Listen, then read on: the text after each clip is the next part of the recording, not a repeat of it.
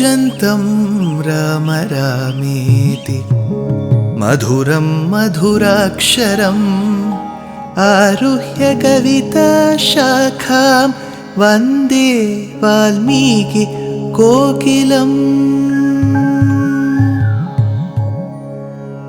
रामाय रामभद्राय रामचन्द्राय वेधसे रघुनाथाय नाथाय सीताया पतये नमः।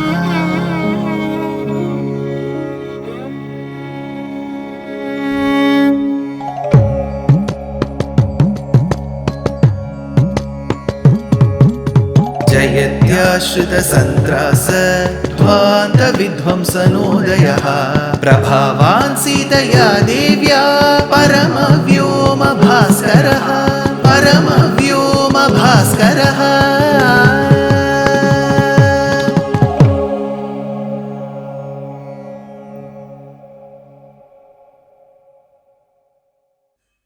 श्रीमते निगमान्त महादेशिकाय नमः। Manthara, upon understanding from some of her sources, reliable sources, who are those sources? The subjects in Ayodhya, that Rama was to be coronated, she immediately reached the Antahpuram of Kaikeyi. She expressed her anguish to Kaikeyi, while Kaikeyi in return was extremely elated, happy to understand that Rama will be the heir apparent, Yuvaraja. So she even gifted a necklace to Manthara, which Manthara outright denied. She did not accept that necklace. She in fact felt very dejected that Kaikeyi was not dejected upon listening to this news. We also analyzed as to what was the difference in the love showered by Kaushalya, who had birthed Rama, and Kaikeyi, who had nurtured Rama. Now, why this much of unwarranted, reasonless anger and vengeance by Manthara on Rama? There should be a reason. Besides this Adi Kavyam, Srimad Ramayanam, Valmiki Ramayanam, we also have other translations and transcreations of Ramayanam. They have given a reason as to why Manthara was extremely upset with Rama. It is said during Rama's childhood days, Manthara used to keep coming to Ayodhya. Ayodhya is in the current Uttar Pradesh. Manthara was the one who nurtured Kaikeyi. She was a maid servant in Kaikeyi's house who had nurtured Kaikeyi. So she lived in Kekeya Desha, which I have told you before, the geography, some parts of Pakistan and large parts of Afghanistan. So she used to travel. For her, walking or traveling was not a very big issue. She used to travel to Ayodhya, visit Kaikeyi, convey her wishes and blessings, and then used to leave. Yes, Manthara was not a very straightforward woman. She was crooked in her thoughts. But situation also made her all the more crooked, is what some of the sources cite. It is said that Rama, along with his brothers, Balyat Prabhriti Susnigdhaha, that attachment amongst the brothers was so much that as they used to learn from Vasishtha Maharshi archery, Dhanur Vidya, they used to practice. See, children who learn music will keep humming. Children who learn dancing will keep tapping their feet. Similarly, children who are learning archery would keep playing with bows and arrows.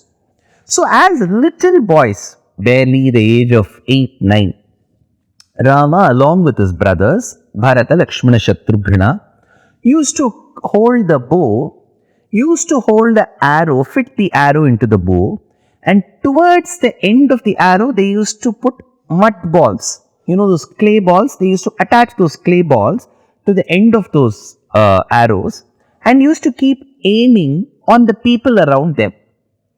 When a mud ball hits you, clay ball hits you, when it is done very playfully, when it hits you, you will actually have a tickling feeling. You will feel very ticklish about it. Somebody is tickling you. So they used to keep playing on the subjects, and the subjects were loving Rama to such an extent that they used to keep waiting when the mud balls used to fall on them. On the contrary, Manthara was a hunchbacked woman. Vakra means there is a hunch. In Srimad Bhagavatam, we come across a character in Mathura called as Trivakra or Aneka Vakra. She had many hunches. Manthara here also used to have a hunch.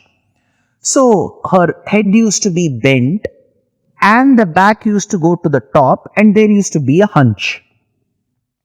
So thereby she could never look to the top. She used to struggle to walk, but for her, traveling to Ayodhya was not a very big pain because she had the pleasure of seeing Kaikeyi and her son.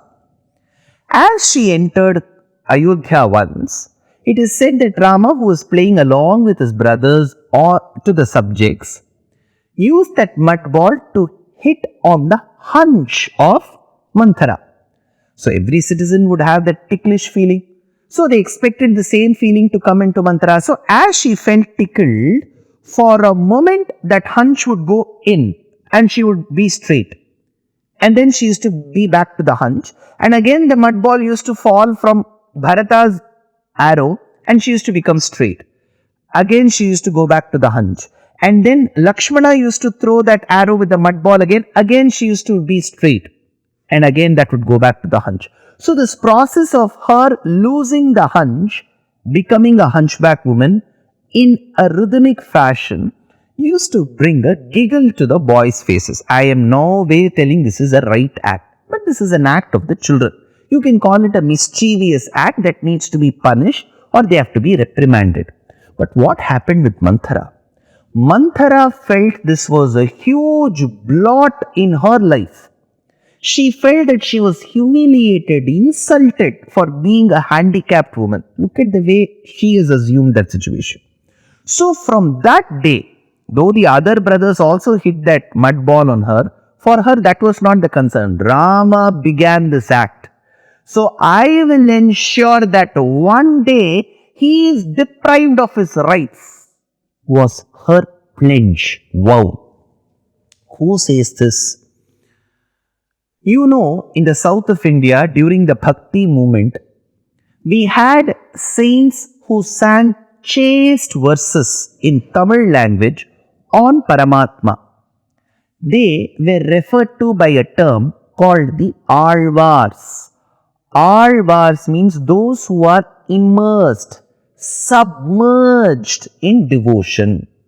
They were primarily 12 in number, 11 men, the 12th was a woman. She is a very famous mystic Tamil poetess, known largely across the country and even Southeast Asia. Her name is Andal. She is like the Mirabai of the south. Meera is like the Andal of the north.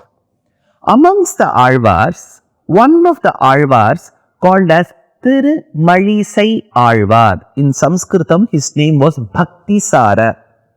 Bhaktisara states, Kondai konda kodai meedu ten ulavu kuni kun. Undai kondaranga votti ul magilda nadanur. Kondai konda kodai. He describes Manthara. She is a woman. Kondai konda kodai. She had a huge bun.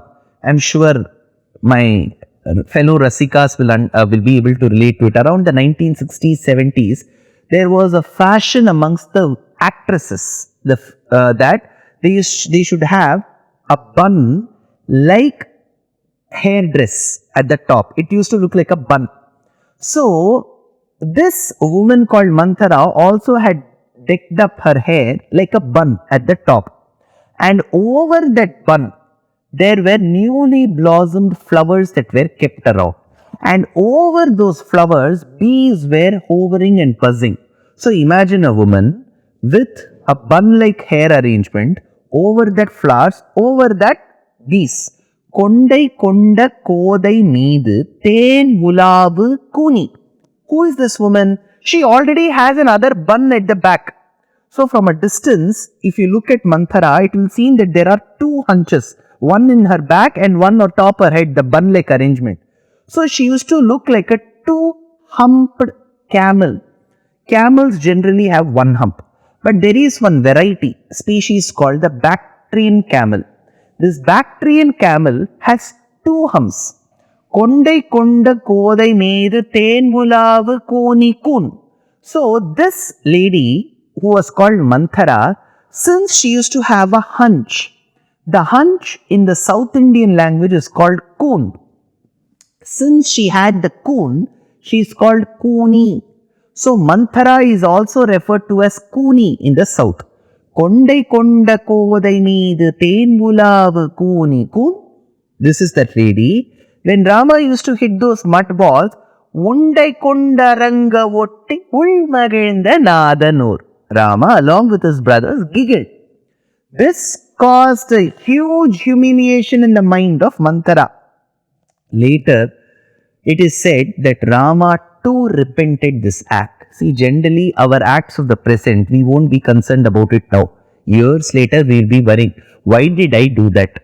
How could I have done such a foolish act? We all keep thinking of it later.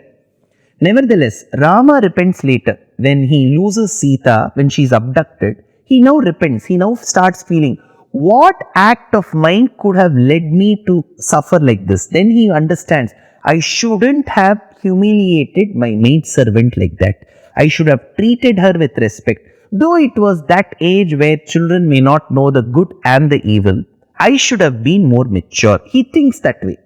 So it's always important to never commit a mistake. And the second thing is, if you have committed, to seek remorse for that mistake. Rama tried avoiding doing mistakes, but this act he repents.